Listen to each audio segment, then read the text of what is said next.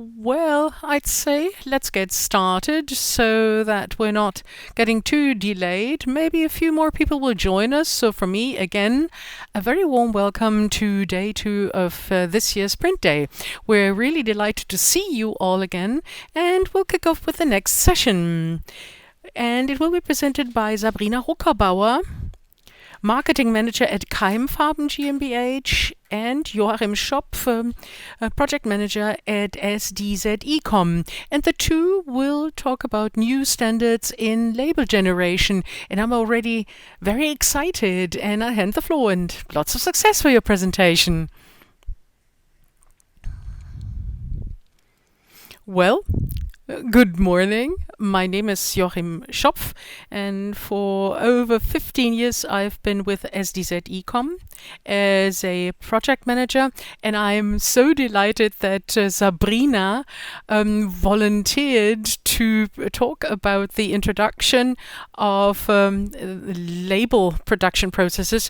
The KEIMFARBEN company, well, and how it actually happened. Well, a few further steps were, of course, necessary to make it happen. So this cooperation goes back a longer time. We kicked off in 2019 with the implementation of a PIM project. The contents software was introduced at the same time. In 2019-20, everything was set up with interfaces for other systems. Then in 2020-21, as a first quick win, we produced data sheets through the Smart Documents Content Serve solution. Then, over the past few years, introduced further optimizations, added further interfaces to Typo 3, the usual thing you need. And you've already heard some presentations about this, the data quality, everything needs to be right there.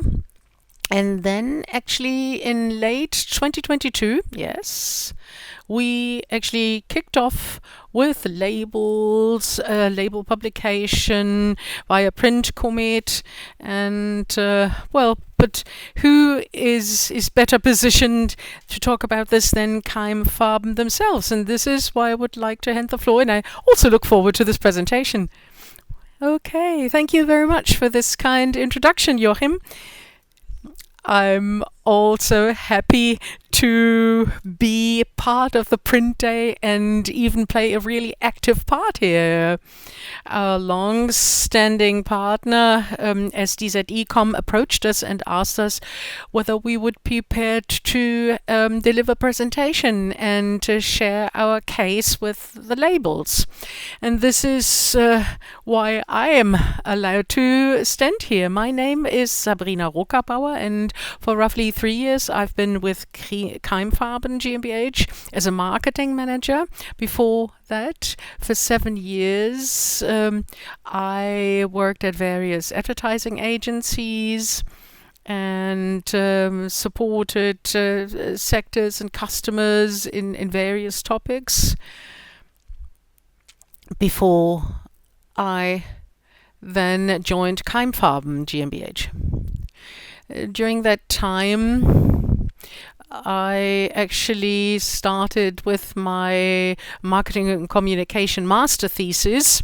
And because it is better to have a master thesis with practical relevance than without practical relevance, I followed the advice of my then professor and accepted the offer to use his good contacts with KEIMFARBEN to write about customer satisfaction. And this is how this contact was established. And this is why a few years later a vacancy actually made me stand here representing KEIMFARBEN. And there I am in charge of automatic label generation, among other things. On the one hand, I'm responsible for the operative production of labels. So this means the production, the generation of layouts, adaptations, updates, all of the print processes, print orders. And on the other hand, I'm also deeply involved in all of the further development of all of the processes related to this, the automation processes using our PIM-MUM system. I will now present to you how we at KEIMFARBEN think labels today. The title of my presentation also includes the word revolution. With our processes and principles, we are already doing quite a few things differently than others. To kick off, I would like to say a few things about KEIMFARBEN, my company. I've tried to present this all in one chart, easy manageable. KEIMFARBEN was established by Adolf Wilhelm Keim in 1878, and he is considered the founder of silicate technology since. The basis for this is a mixture of liquid potassium silicate, also known as water glass, and inorganic dye-stuff pigments. And everything in addition would be probably too technical and would also go beyond the framework of our topic today. But what you should remember is that the result is a paint, a dye stuff that not only we, but also our customers describe as follows: its quality, its durability, protection, and lightproofness. In our portfolio, we have roughly 500 different products and 500 employees worldwide make sure that things run smoothly. They are located in our headquarters in Diedorf. Diedorf is located near Augsburg. And who still doesn't know where it is, it's roughly 70 kilometers from the city hosting the Oktoberfest this weekend. Beyond, we have 11 more sites, as well as many, many dealers worldwide for direct sales in those respective countries. We produce at the headquarters in Diedorf, but also in the Brandenburg city of Luckhaus, south of Berlin. KEIMFARBEN is the market leader for high-quality silicate-based paints, both for indoor and outdoor applications. Add to this mineral plasters, but also wood systems products for concrete refurbishment, concrete cosmetics, and thermal insulation products actually round of our product portfolio. Each day we face the challenge of contributing to a sustainable world, and we therefore produce and develop products that actually are to deliver a healthy, just, and sustainable future. And that this is more than just hot air is proven by having won the German Sustainability Award. For 3 consecutive times, we were nominated for the German Sustainability Award in 23, 24, and 25. Twice we were already shortlisted for the finals, and for the 3rd time the decision will be taken this autumn. And our motto is everything made in Germany. Here to conclude, a brief quote of our company founder, Adolf Wilhelm Keim. We want to live, work, struggle, fight, and care for our co-fellows, working for future generation to make the world a better place. So even in the late 19th century, it was important to him to drive sustainability and disseminate a meaningful operation. And we try to live this inheritance. I just mentioned that we have roughly 500 products in our product portfolio. Thinking of the labels for these products, then this brings us to roughly 1,000 different versions. This is just a brief overview. This is not only bucket labels, but we also have canisters, jerry cans, and bag products. And in addition, the content is actually translated into 15 different languages by now. The diversity of layouts and generating these and to keep them up to date until 2 years ago was only made by hand. It was a copy and paste job from safety data sheets, Excel spreadsheets, PIM systems that already existed back at that time, thank God, then manual checking, and then setting by hand. So there was lots of manual work involved that actually consumed a lot of time and lots of resources. That this process could be automated to a certain extent was so important for us to become more efficient and to also reduce the costs and the workload. The problem that we faced every single day was not due to one point being manual work. No, there were also many errors involved or associated with this manual work. This meant updating again, inquiring again, getting information, updating. Efficiency was not a given there. This actually put another additional burden on our resources. In addition, we could not respond when actually time was an issue. Processes were simply too slow for doing this. And never forget, and this is unavoidable, that we are, of course, confronted with an increasing number of regulations for product labeling and the associated deadlines for those labelings. Just a few buzzwords here, or keywords rather, in the title. Some of you will probably know what I'm talking about. There is a growing complexity through the various rules and regulations handed down by the EU governing the labeling of products, and this affects us. Then new legislation concerning declaration by the EU, shorter deadlines for implementation. Some of you will probably remember the titanium dioxide labeling, which 2021 was announced as a new rule and came with a lot of workload to implement this into the labels.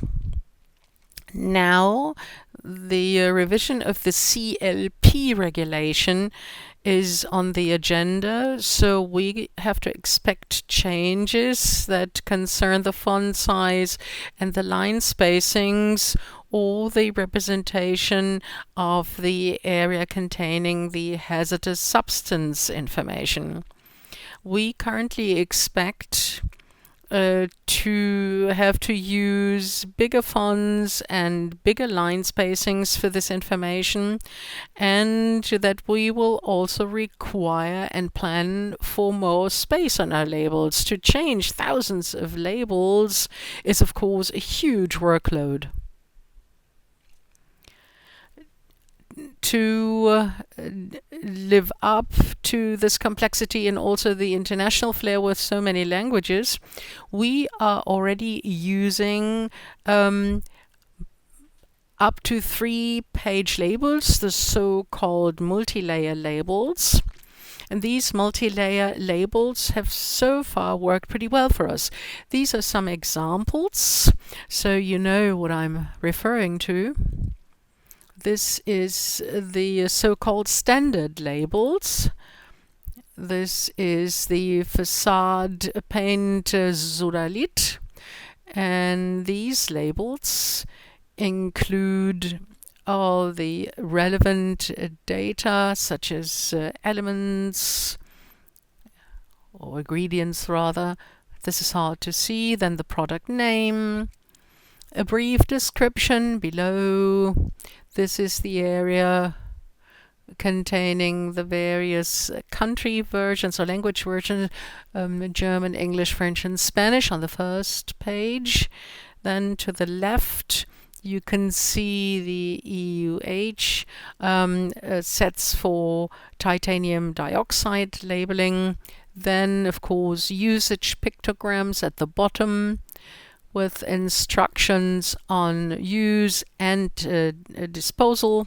And at the bottom, we've also allowed space for marketing relevant or required legal quality seals or logos. And on the right, you can see a space for a so-called SAP sticker, which can also be hidden for specific color shades. This is the EAN code. We can print in the color shade and the filling quantity, the corresponding filling quantity. And compared to this, there are also the special labels for hazardous materials, Sodalith Grob Spezial, for example, and you can see the difference already. On the right-hand side, slightly highlighted in gray with this hazard symbol, the CAS number and the substance to be labeled, the signal term, and the H&P sentences in the respective languages. At the bottom, if needed, a space for labeling processed products and, of course, the UFI number. And these are all done as multi-page, multi-layer labels with up to 3 pages and or 3 layers, and we're not doing this voluntarily. On the right hand side, this is of course mandatory. If we did not print it, we were simply not allowed, we would simply be not be allowed to sell these products. And the complexity of course increases because of the different label types we have. I talked about the color shades that can change, and we also have different container sizes. I think this is a 5 kilo and an 18 kilo container. So this is a medium sized and a large label. This is of course also available as a small label for the 2.5 kilogram container size. And this of course requires different label formats. Just for Sodalith, this one product I showed initially, there are 25 different label versions that we generate as layouts and print at the end of the day. Our idea was therefore to optimize this process in order to actually do away with all of these pain points and be better prepared for any future legal requirements. And the logical consequence was, of course, to automate and digitalize the whole process. And to this end, we wanted to have the data centrally available and manageable in our PIM system to do away with the manual work, or to require less manual work in order to save material and human resources. We wanted to make this area simply more efficient. And how did we do this in concrete terms? Our data come from different sources. Our SAP system is the lead system for our article master data. The SAP system contains the information on filling quantities, EAN number, the distribution regions, or warehousing information.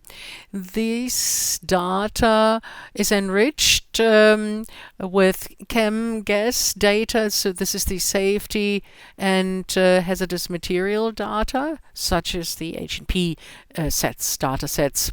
Then SAP is connected to our PIM-MAM system via an interface, and in the PIM-MAM, the information is bundled for the products. We add the logos, the pictograms, the quality seals, QR codes for color shades, etc. Our PIM-MAM system is based on content serve, as Joachim just said. And since 2019, we've actually prepared this with SDZ, Ecom, and since then we've constantly developed it further.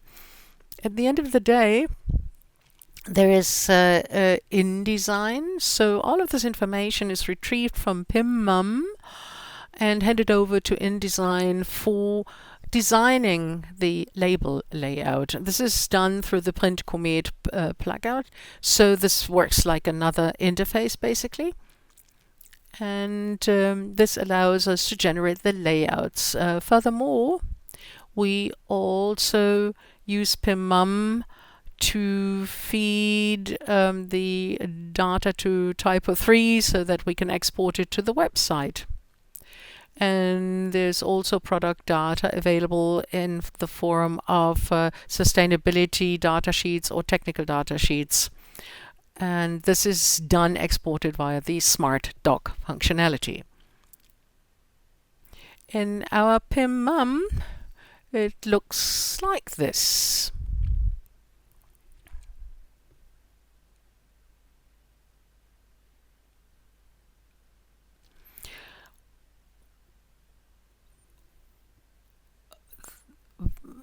In the menu, we can see all the product data stored. There is an index called print labels, and here we mirror all the attributes in a governable way that will be featured in the label later. It starts with the configuration, where I can actually adjust the languages to be featured in the label. I can also change the sequence.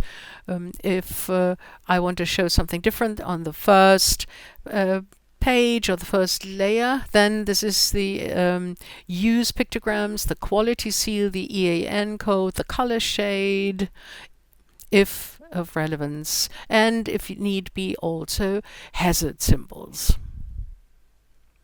These are examples of further elements such as the filling quantity, then the declaration, the VDL declaration, our claim, the web address. These are all elements that we can embed in our layout. And further down, towards the bottom, per page, per language, a very nice preview of what the label will look like at the end, with the country abbreviation.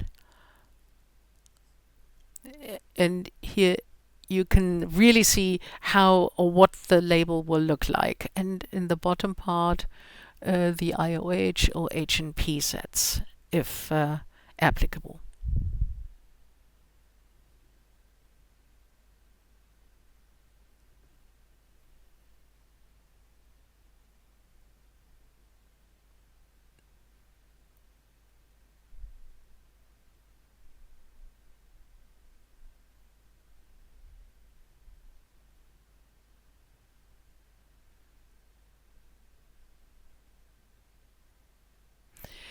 And how does this really work when a label is generated? Well, let me take you along and share the generation process with you to give you a better idea of how this really works.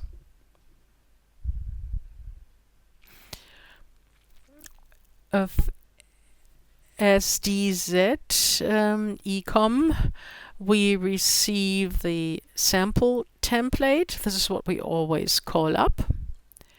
And this is then actually previewed in InDesign. And from these templates, we can generate the labels.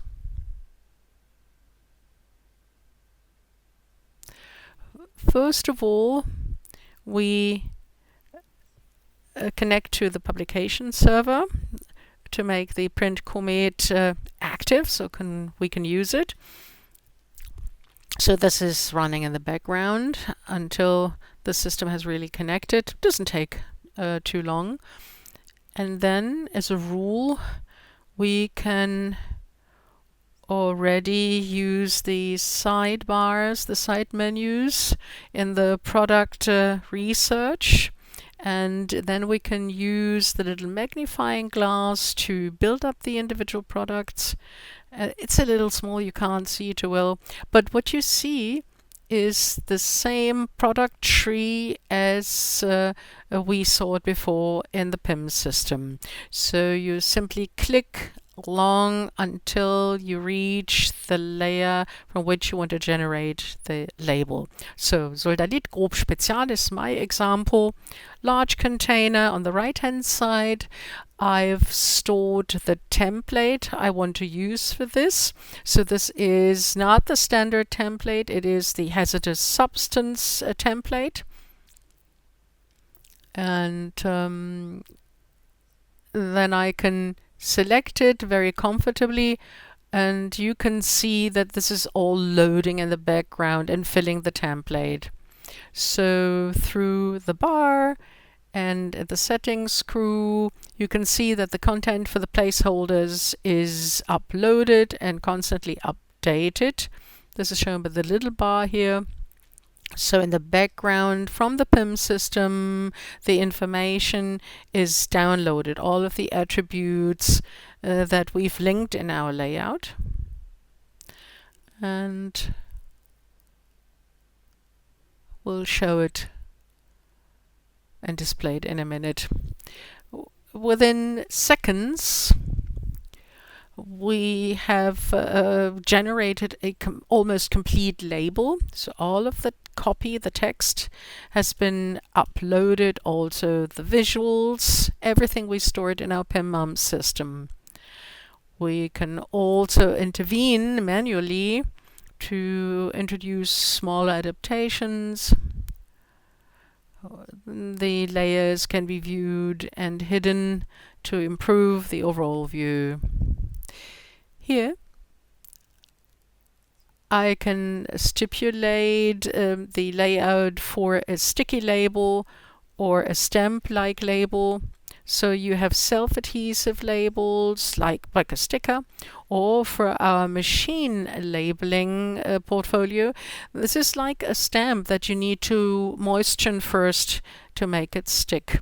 And this is why you need various die cuts, cutting dies that I actually adjust here.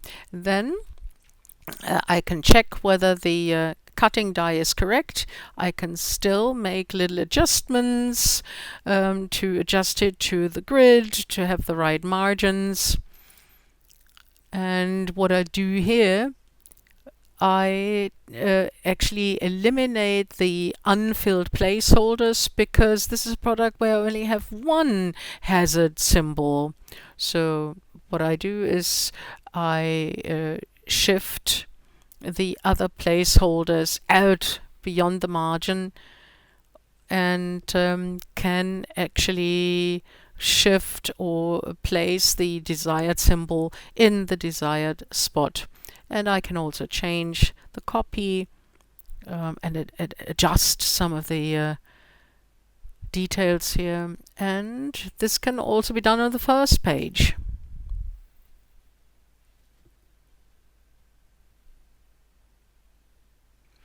You could also delete the placeholders, but this is a matter of taste because it is not contained in the print layout anyway. I can also revise my copy here. Is the translation there? Anything missing?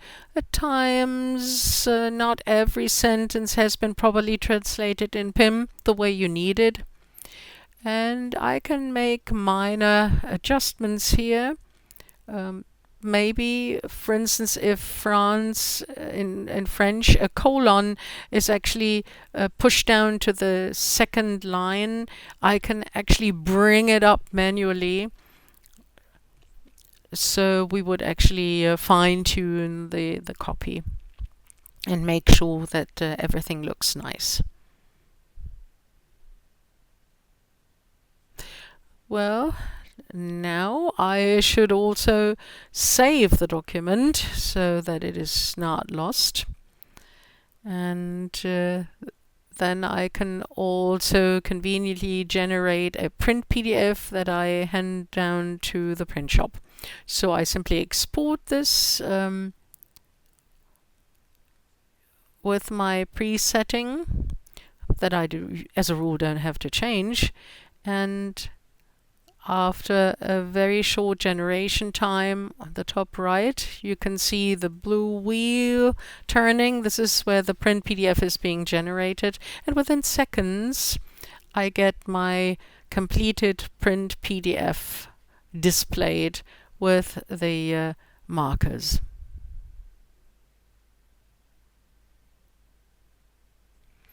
And this can then actually be forwarded to the print shop right away.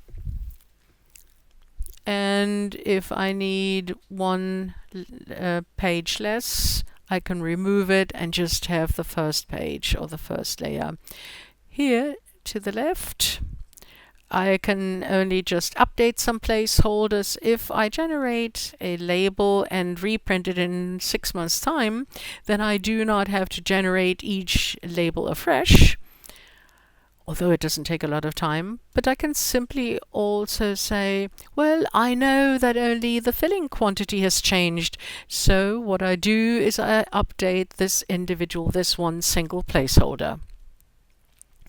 And the benefit of this type of label generation is that we can still intervene manually. Unlike in sustainability or technical data sheets that are actually exported with the Smart Doc functionality, where the finished PDF is exported and nothing can be changed. As you can see, it hasn't taken very long. The presentation version was even a little faster, because you would, of course, invest a little more time to check the copy, which I didn't do. But all in all, I think you get quite a good feeling for how this now works with us. As part of the project, we also slightly modified the label layouts in order to make even better use of the existing space. As of today, we can have our standard labels. This is an example of a standard label without this placeholder for hazardous substances. And this is how we produce the labels for our buckets. Then the canister or jerry can labels, or the bag layouts, or special products, or other container sizes. These labels are still made by hand, generated by hand. Our database, the PIM-MUM system, is the centerpiece for the automated generation, and this is why we refer to it as our core system. KEIM core. It contains thousands of elements that we manage and update. During the time I presented this slide deck, my colleagues will have probably embedded 20 or more elements. And this is constantly developing further. For us, it is an important basis for many other publishing ideas. To conclude, I can say that the automated generation of label layouts and the constant updating of data in MUM is a true value added for us.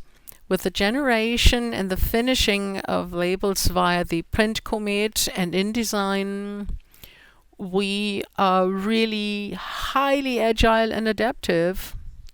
We can constantly adapt to the constantly changing market needs, and we've become so much more flexible. And this is also a huge added value. In future, we would also like to make translations more efficient through an interface with DeepL, for instance. And this would give us the opportunity to speed up translations and use it for exporting all of our copy. Also on the agenda is the automated generation of layouts and roll it out for other container sizes, so jerry can products or the bagged products for our plasters or mortars or armoring materials should be automated in future. This is important for us. The beauty about this is that we can always do our own adjustments through this placeholder system in the layout. And as they said, ecom enables us to have the basic tool, and based on this we can actually execute minor layout adjustment ourselves by relocating existing or reconfiguring placeholders with a new font size, font type, bold, non-bold, colors, etc. And later, for linking the placeholders or connecting them with the attributes in PIM, we then get the support of SDZ ecom again. The publishing solutions, this is the idea, should be used for other products, such as for technical data sheets, but in future we could also imagine to have it for a product catalog. So we have a number of ideas in the pipeline already, and already look forward to actually implement many other possibilities together with SDZ ecom. Well, I would like to thank you for your attention at this juncture, and I look forward to the exchange with you. Thank you. No, don't clap. We have some more information for you. We are really looking forward to the partial project for canisters or jerry cans. In addition to the label project, we also have another milestone in the pipeline.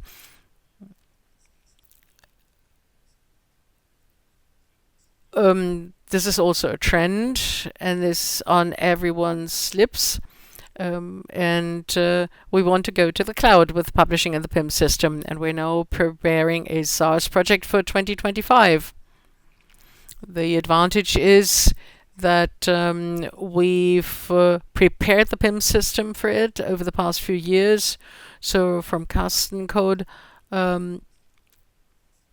we've liberated ourselves from that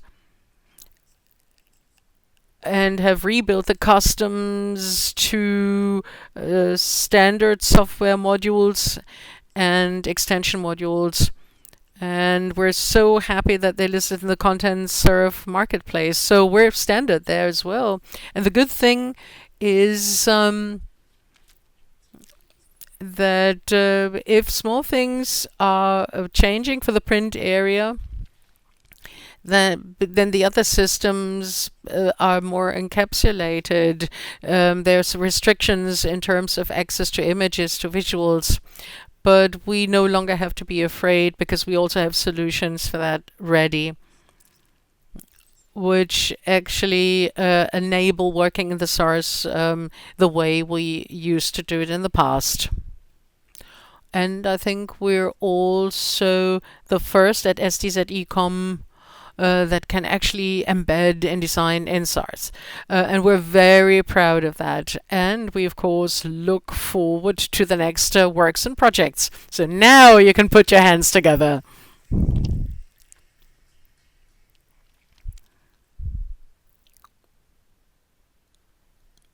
Well, then, thank you very, very much for this beautiful presentation. Are there any questions? Yeah, in your presentation, you said, well, we have to save it. And are the labels then actually saved back to the mum, or are they simply gone? Well, they're not gone. We do not save them in the mum, in actual fact. We have our structure on the server, and there is a saving place for them, and this is where the PDFs are saved. We've thought about it and thought that it probably would make sense to save it there, to have it available for further use. So this is probably a topic that we will address in future. A crucial question: who manages data in your company? There is this interface. You have recipe safety data sheets, but in the paint business, we're from Schmidt's Paints, you have the Blue Angel problem, then the formulas that you need for your product claims. And I wonder where you properly manage the data and make sure that the data is exported properly. Well, in general, the PIM data management is handled by data management. So the new generation of products in this structure, in this product tree we saw, other container sizes, colors, shades, etc. This is done by the product managers, and they actually upload data on applications, on processing, as well as certificates, the Blue Angel certificate, for instance, or Nature Plus, and the like. And this is then linked with SAP. We have an index called SAP master data, where we initially save the data, and then from there they go to the PIM system, so that we have all of the information pooled there. And in actual fact, from our side, from the marketing side, there are the image elements, so that a picture is also displayed as a picture, or that a quality seal is featured properly. We actually manage this in MUM, and this is the marketing department's job.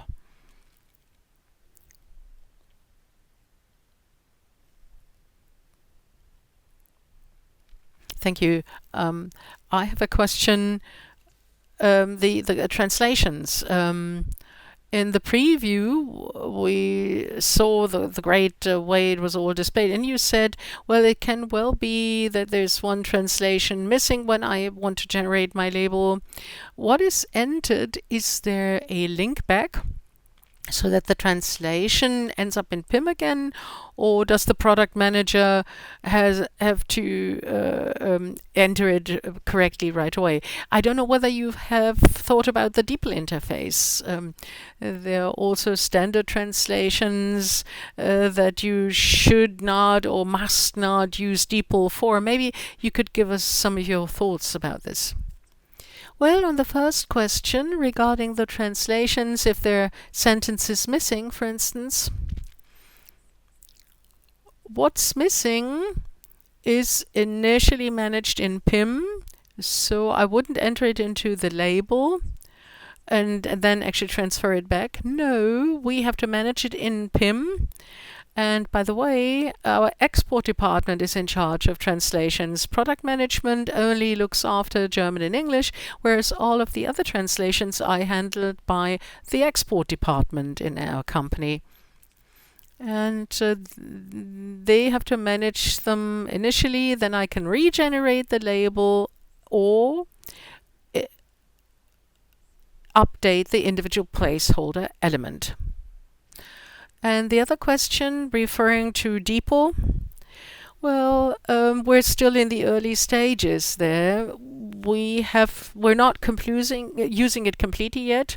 We're still sounding out what's the best solution and how it can be embedded in terms of processes. But we also found that DeepL translations are good today, but not perfect in every aspect, especially when technical terms are concerned or certain company-specific, KEIM-specific terminology is concerned. So we are striving for a solution whereby we get a general translation by DeepL, but then have somebody revise these translations, somebody at the export department, people who verify the correctness together with native speakers from our foreign subsidiaries.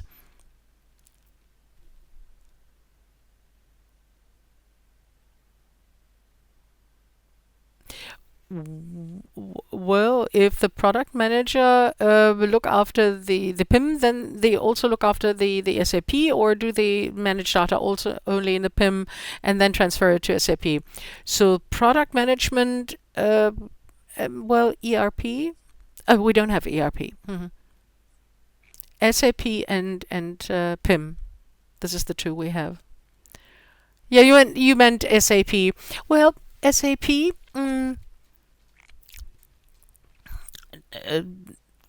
This is done by the other department. Initially, this is order handling.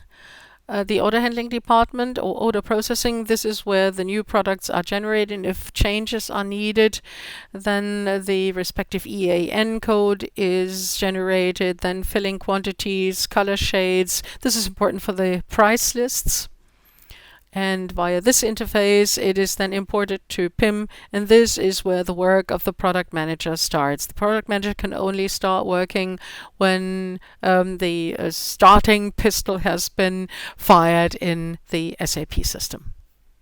Very nice. At this point, I unfortunately have to interrupt you because we're running out of time. I suppose that you will stay around for the rest of the day. So if you should have any questions, yes, we're prepared. And we will continue here in 5.5 minutes. And we look forward to a very interesting presentation by Simya Merki.